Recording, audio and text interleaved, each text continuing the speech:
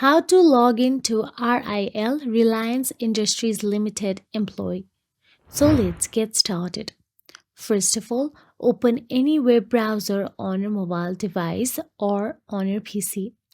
Now, visit the RIL Employee Portal login page. This is typically provided to you by your company's HR or IT department, or simply navigate by the URL.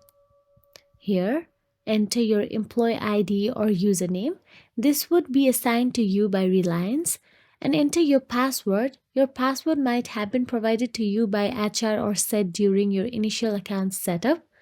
Then, after entering the required credentials, click on the login button to access the portal.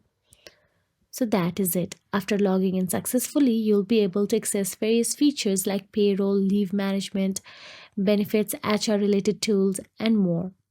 If you found this video helpful, please like, share, and subscribe. And thank you so much for watching.